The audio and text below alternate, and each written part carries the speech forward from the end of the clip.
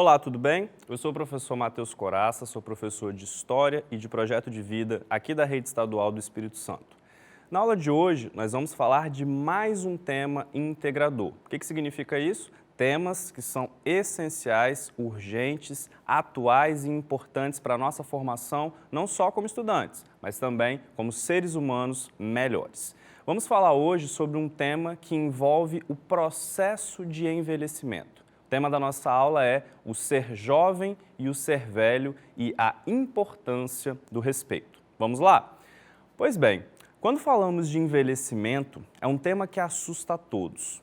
Creio que nenhum de nós está preparado para envelhecer, para ver a passagem do tempo, olhar para o espelho e ver as rugas e ver também a idade mais avançada se aproximando. Isso é algo muito difícil, isso é algo que nos incomoda, isso é algo para o qual nós não estamos preparados. Nós queremos viver uma vida longeva, uma vida extensa, e sempre tendo essa relação com a juventude, utilizando a tecnologia, os produtos industrializados, enfim, uma série de procedimentos para nos mantermos jovens, mas falta por vezes essa formação que nos dirija a um envelhecimento com dignidade. Afinal de contas, todos nós vamos envelhecer. Nós vamos ver nessa aula que, principalmente, a ideia de ser jovem e de ser velho diz muito mais respeito à sua cabeça, à sua mentalidade, do que propriamente ao seu corpo.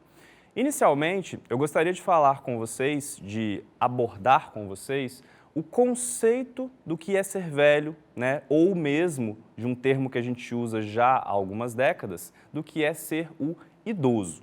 Muitas vezes o termo velho ele foi associado a um aspecto negativo, aquele que está ultrapassado, aquele que por vezes não é uma pessoa mais íntegra, uma pessoa que tem ali características positivas, então era um termo muito pejorativo. E com o passar do tempo, as pessoas vivendo muito mais tempo, a gente começa a perceber então que o termo idoso ou a noção de terceira idade, ela se torna muito mais importante, muito mais adequada a essa nova realidade das gerações de fato mais velhas do que o termo, o adjetivo velho propriamente dito. Eu proponho a você uma comparação, uma lembrança mesmo. Se você aí está na fase da adolescência, você vai talvez perceber essa diferença.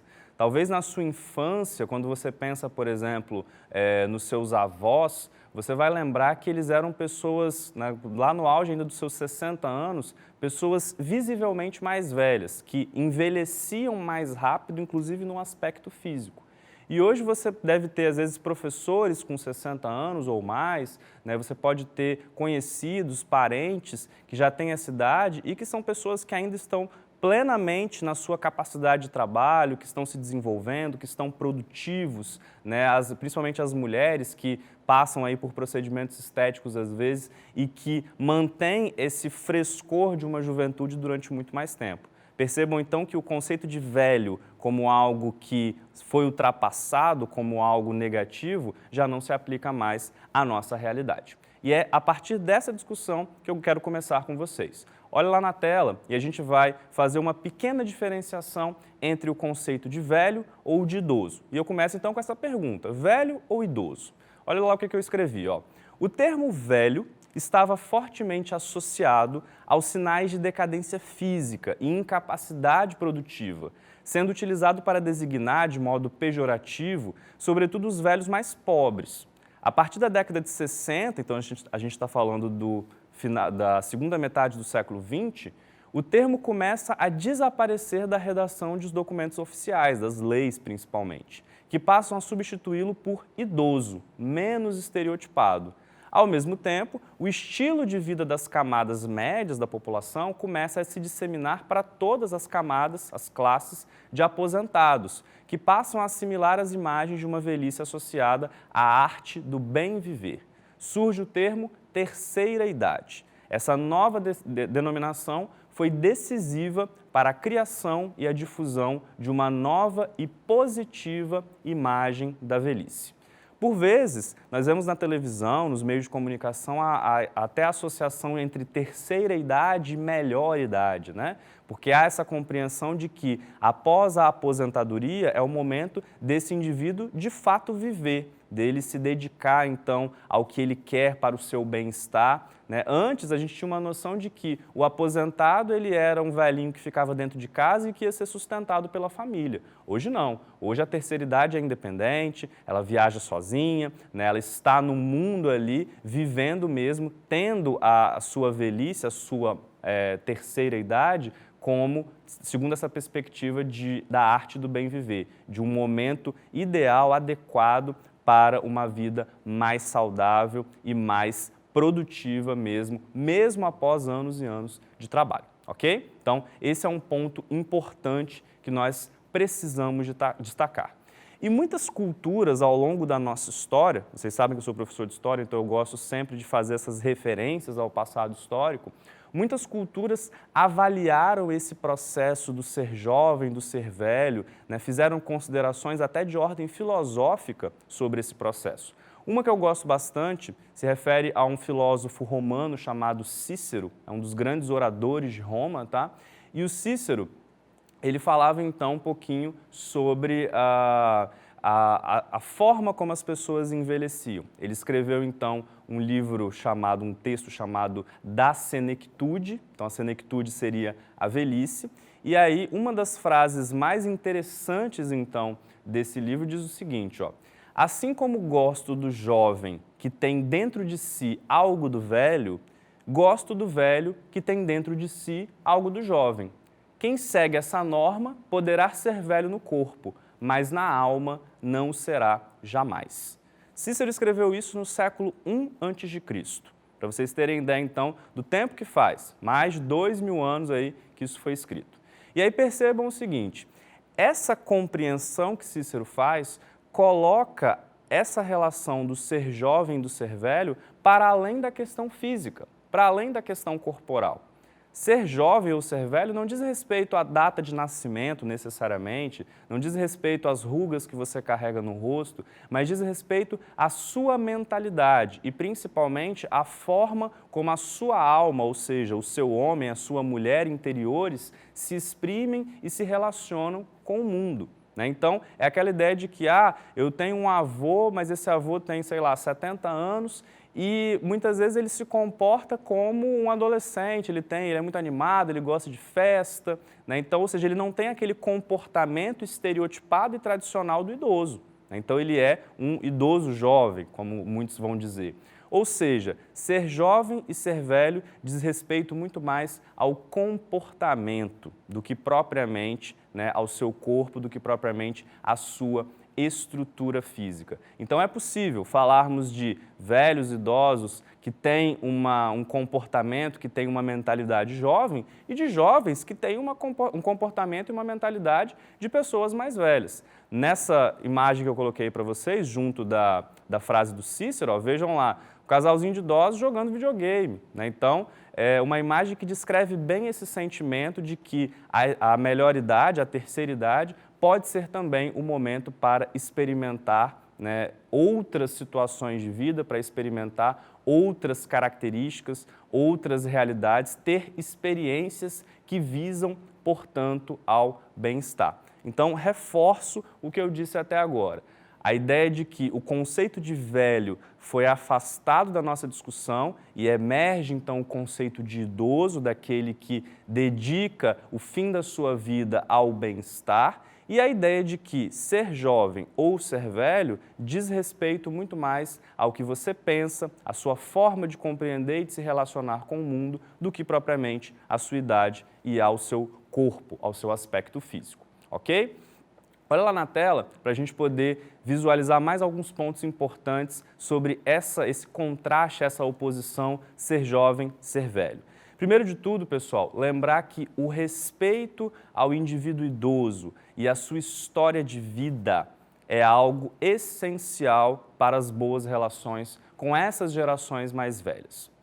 Muitas vezes o idoso, ao chegar à sua aposentadoria, ao se distanciar do mercado de trabalho e às vezes ao ficar mais tempo em casa com a família, ele é tratado como um inválido, né? E as pessoas acabam por esquecer ou por pelo menos tentarem apagar aquela história de vida, esquecer que ele foi uma pessoa ativa, foi uma pessoa muitas vezes, né, produtiva, que teve muitas conquistas. É muito comum quando nós conversamos com os nossos avós, por exemplo, aquela coisa das histórias, né? Minha avó gosta muito de contar histórias que ela viveu lá nos anos 40, nos anos 50. Por quê? Porque são pessoas que viveram em meio a muitas dificuldades, então olham para o seu passado, para a sua história de vida com muito orgulho. E isso, para nós que somos mais jovens, é algo a ser valorizado e é algo a ser respeitado. É entender que aquelas pessoas já foram jovens e, quando jovens, conquistaram muitas coisas. E que hoje, na sua maturidade, na sua terceira idade, né, precisam ser valorizados, ok? Um outro ponto importante que eu coloquei ali, ó, o jovem como um eterno aprendiz que absorve as experiências dos mais velhos.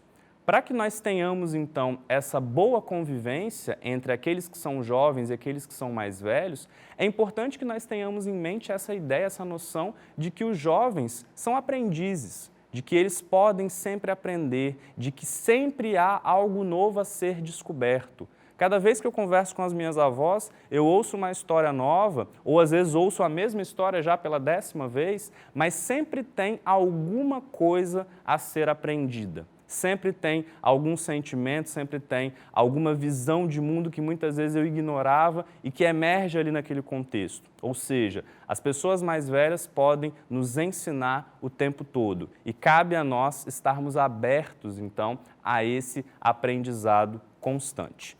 E a partir dessa compreensão, então, do respeito ao indivíduo idoso, da noção que nós podemos sempre aprender com eles, é que esse sentimento, né, que eu estou tentando aqui trazer para vocês, se traduz numa missão social, né? E essa missão, então, que é colocada na nossa Constituição, na nossa legislação, tá? A missão social de cada um de nós deve ser qual? Cuidar, proteger, valorizar e garantir, então, os direitos básicos aos idosos. Direito à dignidade humana, direito à vida, direito ao tratamento, à saúde, ao bem-estar. Isso deve ser uma preocupação nossa, individual, como pessoas e como cidadãos, mas também deve ser uma preocupação coletiva. Nós estamos assistindo no Brasil, nos últimos pelo menos 30 anos, a um processo em que a população está envelhecendo cada vez mais. Nós temos aí pessoas vivendo até os 100 anos, nós temos, né, pessoas que vão aos 80, aos 90. Então, a expectativa de vida do brasileiro é cada vez maior. E aí a gente vai, então, esquecer essas pessoas idosas, a gente vai afastá-las do contexto social porque é muito custoso, porque é muito trabalhoso cuidar delas? Não. Deve ser a nossa missão, deve ser a missão dos nossos governos, das nossas autoridades competentes, constituídas e da sociedade como um todo, esse cuidado, essa proteção e essa valorização dos direitos e das garantias mais básicas aí para o cidadão idoso, para as pessoas que pertencem, então, à terceira idade. Esse é um ponto fundamental que deve ser reforçado e destacado aqui na nossa aula. E para a gente poder entender um pouquinho melhor como que se deu esse processo de conquistas de direitos, eu coloquei um esquema que eu vou projetar para vocês agora, vai aparecer aí na tela, né, da trajetória desses projetos que se referem à promoção dos direitos da pessoa idosa. Durante muito tempo, as pessoas idosas não tinham direitos assegurados pela legislação. Hoje a gente vê, por exemplo, os idosos andando no transporte público sem pagar a passagem, né, ou pagando menos, a gente vê as filas preferenciais, mas durante muito tempo isso não existiu. Seja porque, por um lado, a população não vivia tanto, né, ainda você tinha uma população idosa mais reduzida no Brasil, seja porque não havia mesmo interesse e disposição em valorizar, né, socialmente essas pessoas. Então ali a gente fez uma linha do tempo para que você observe então como que se deu a evolução, a trajetória, né, dos projetos, das políticas públicas de promoção dos direitos da pessoa idosa. Por exemplo, na década de 80 é quando é criado o Programa de Saúde do Idoso, que talvez foi a primeira das iniciativas públicas, né? Uma iniciativa do Ministério da Saúde que reunia ações de promoção da saúde e estímulos ao autocuidado. Então, o idoso sendo preservado no seu aspecto de saúde e sendo também conscientizado a partir da noção de que ele próprio precisa também cuidar da sua própria saúde. Isso nos anos 80. Parece que é muito tempo, mas não é. Historicamente falando, isso foi ontem. Então, as primeiras leis, as primeiras políticas públicas de proteção e valorização do idoso são da década de 80. Ou seja, o Brasil teve aí quase ao longo de toda a sua história, né, um processo de quase apagamento do idoso, de desvalorização mesmo. E isso, né, enfim, vem sendo corrigido nos últimos anos. Voltemos lá, ó. Em 1984 vai ser criado o primeiro Conselho Estadual do Idoso, lá no estado de São Paulo. Então São Paulo vai sair na frente, vai criar então um conselho que seria uma organização de pessoas que representam aquele grupo social e esse conselho vai ser responsável por propor e por formular outras políticas que valorizem então a pessoa idosa. O grande marco, talvez, para as pessoas idosas, para os direitos do idoso, seja a Constituição de 1988. Essa Constituição que foi promulgada aí, a nossa chamada Constituição Cidadã, né? E na Constituição, ó, possui artigos tratando dos idosos, mas ainda não havia na lei políticas específicas voltadas à população idosa. Ou seja, a Constituição materializava a ideia de que os idosos precisam ser preservados, protegidos e valorizados, embora não houvesse leis que colocassem isso na prática. Mas o simples fato de estar na Constituição esses direitos, essas garantias, né, traz uma perspectiva muito interessante, porque coloca a questão, a problemática da valorização dos idosos como algo simbolicamente necessário para a sociedade brasileira. E aí a situação começa a mudar de maneira muito significativa mesmo por volta ali de 1994, ó, quando é promulgada a Política Nacional do Idoso, Lei 8.842 de 1994, né, e que após muitas reivindicações foi então materializada nessa lei. A própria sociedade civil foi se conscientizando da necessidade de leis de proteção. Tudo isso culmina anos depois, em 2003, na aprovação do Estatuto do Idoso, que entra em vigor no ano seguinte, em 2004, e que mostra então ali a preocupação das nossas leis, a preocupação das nossas autoridades políticas, né, e em especial da nossa sociedade, com cuidados específicos, com políticas e também com campanhas para que não haja maus tratos, para que essas pessoas sejam valorizadas em suas diferenças, para que essas pessoas tenham garantias de saúde, né, de aposentadoria de qualidade, dentre outros aspectos importantes, ok? Então, principalmente o Estatuto do Idoso, ele surge num momento muito interessante, e aí eu gosto de contar essa historinha porque talvez você que é mais jovem não conheceu, né, esse momento histórico, mas muitos aí dos seus pais, talvez seus irmãos mais velhos vão se lembrar disso. Por que que 2003 é um ano marcante para o Estatuto do Idoso? Em 2003, a Rede Globo de televisão exibiu uma novela chamada Mulheres Apaixonadas, de autoria de Manuel Carlos, que era um dos grandes ali, dramaturgos então daquela emissora. Essa novela, inclusive, está sendo reprisada hoje em um canal de TV a cabo, né? Nessa novela, havia um núcleo muito complexo de atuação, que era formada por 2 atores com mais de 80 anos de idade, né? E eles eram avós, na trama, né, na história, eram avós de uma menina que os maltratava.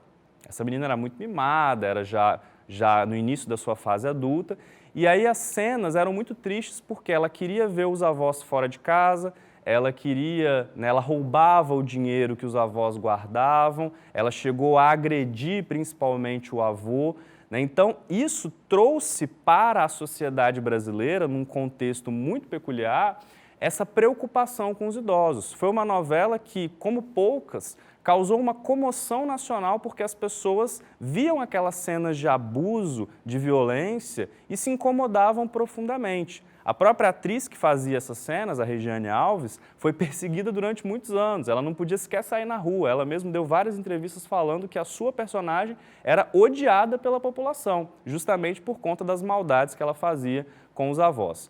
No entanto, e aí vejam como que a cultura popular se relaciona aos processos históricos e políticos que nós vivemos.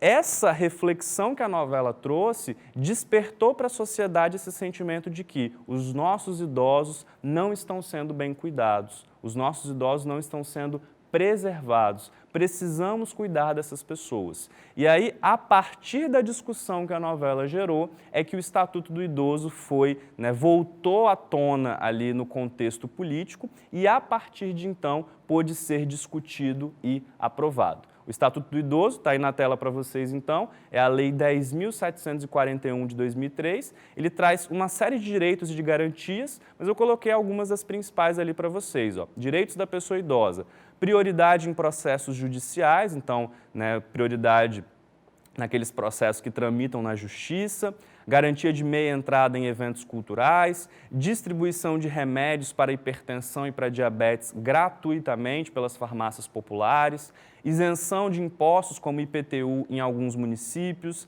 e o transporte urbano e até mesmo interestadual gratuito para essas pessoas. Vejam então que são muitos direitos que valorizam a atividade, a dignidade da pessoa idosa, da pessoa ali da terceira idade. Esse estatuto é fundamental se nós queremos entender então essa relação entre o ser jovem, o ser velho e principalmente a valorização dos mais velhos pelos mais jovens, ok? Eu chego ao final dessa aula, então, para que nós falemos um pouquinho, para que nós reflitamos um pouco, sempre gosto de deixar essa reflexão para vocês, sobre essa nossa relação com os mais velhos, essa nossa relação entre o ser jovem e o ser velho, como que nós podemos lidar com isso. Como nós já vimos, sempre pela ótica do respeito, mas que nós possamos sempre lembrar, e aí eu coloco essa frase para finalizar na tela para vocês, que talvez no futuro nós descobramos que não existe velho e não existe jovem. Existem apenas pessoas, seres humanos, cheios de contradições, de defeitos, de qualidades, únicos em sua infinita individualidade e que não podem ser encapsulados em rótulos ou etiquetas cronológicas. Então lembre-se que as pessoas são diferentes, mas apesar da diferença, são pessoas que merecem respeito, que merecem dignidade e que não podem ser meramente rotuladas por serem jovens, por serem velhas, por serem de etnias diferentes, por serem de sexualidades diversas. Nada disso importa. Importa é que essas pessoas são humanas e que elas sejam respeitadas na sua complexidade, na sua diversidade e também na sua individualidade. Chegamos então ao final dessa nossa aula. Espero que essas análises que fizemos, essas interpretações e abordagens do respeito à pessoa idosa, do respeito ao mais velho, toquem você e sejam motivos de práticas, de melhorias e de atenção na sua vida cotidiana com as pessoas que te cercam, com as pessoas que convivem com você. A importância de vivermos sempre em meio à diversidade, em meio ao respeito, esse é o ponto principal que eu gostaria de levantar nessa aula e espero que isso tenha chegado a você também. Agradeço a todos vocês pela atenção, mais uma aula que nós concluímos e espero uma outra oportunidade que possamos então nos reencontrar. Obrigado e até a próxima.